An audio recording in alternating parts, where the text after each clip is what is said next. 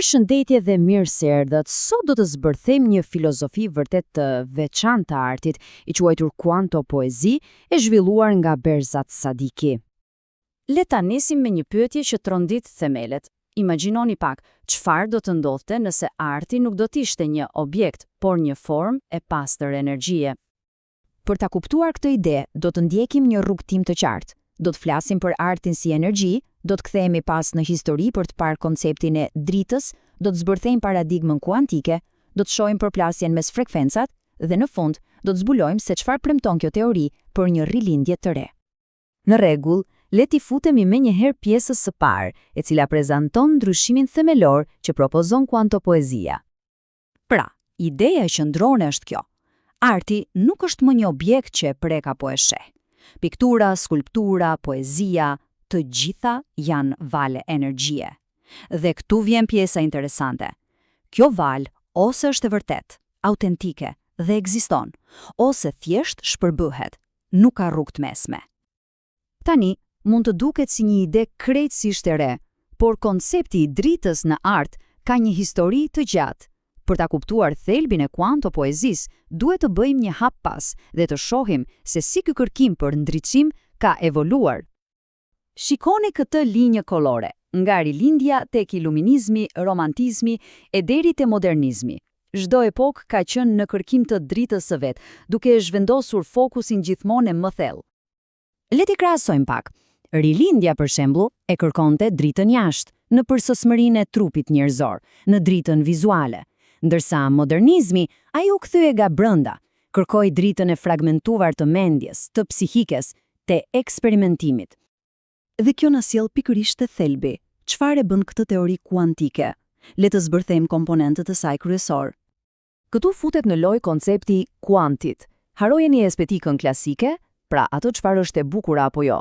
Sipas kësaj teorie, themeli i artit është natyra e tij energjetike, pra thjesht mënyra se si ai vibron. Dhe ja ku bëhet vërtet interesante. Shikoni këtë veti: energji, vibrim, frekuencë, ndërveprim i dritës.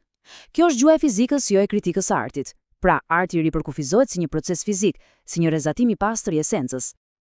Dhe pikërisht ky koncept i frekuencës na çon te konflikti qendror i gjithë teorisë, betejë mes dy llojeve krejtësisht të kundërta të energjisë krijuese. Këtu teoria bën një ndarje të prerë. Nga njëra anë kemi artin e shpirtit, artin me frekuencë të lartë. Ky është arti që lind nga një burim i thellë, autentik. Nga ana tjetër, kemi artin e egos, me frekuencë të ulët. Ky është arti bërë për karrierë, për famë, për para, apo për politikë. Pra, si duket energjetikisht ky arti autentik? Përfituroni një sinjal radioje me interferenca, valë të parregulluara, grimca të shpërbëra, fotone të zbehura, energji që nuk rezonon. Është si një dritë që vetëm sa dridhet, pa ndriçuar kurrë. Dhe kjo fjali e përmbledh në mënyrë dramatike gjithçka. Frekuencat e ulta digjen nga drita e frekuencave të larta. Kjo është fizik, kjo është art, kjo është kuanto poezi. Pra, ideja është se arti i vërtet ka fuqinë fizike për ta demaskuar dhe shpërbër artin fals. Mirë, tani le të kalojmë tek ajo që mund të quhet zemra metafizike e kësaj teorie. Aty ku koncepti i dritës shtrëndrohet nga një metaforë në një forcë krijuese gati hyjnore. Pikërisht këtu, teoria e çon konceptin në një nivel tjetër.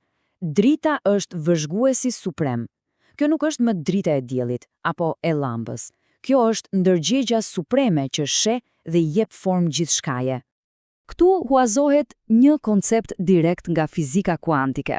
Imagjinojeni kështu: realiteti para se të vëzhgohet është thjesht një valë mundësisht të pafundme. Pastaj vjen vëzhguesi, pra drita, dhe ndërvepron me të. Dhe baf, realiteti ngurcohet, bëhet një grimcë e fiksuar, një realitet konkret. Dhe kjo është pika kyçe. Drita këtu nuk është thjesht një fjalë e bukur për Zotin. Jo, ajo është prania, është energjia, është vetë ndërgjegja hyjnore që krijon dhe mban gjallë gjithçka. Dhe si lidhet kjo me ne?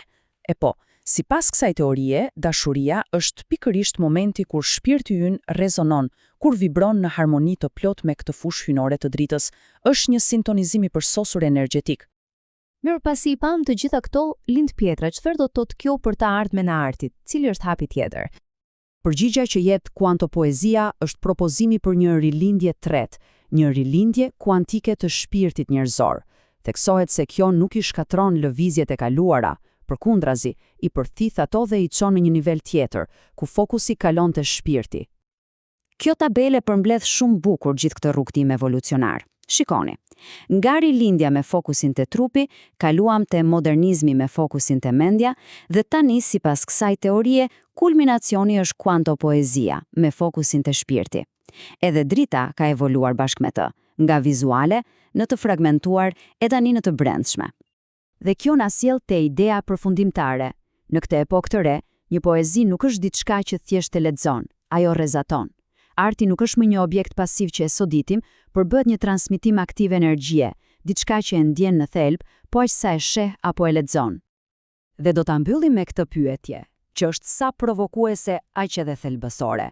A është e ardhmja e artit, në fund të fundit, thjesht një çështje frekuence?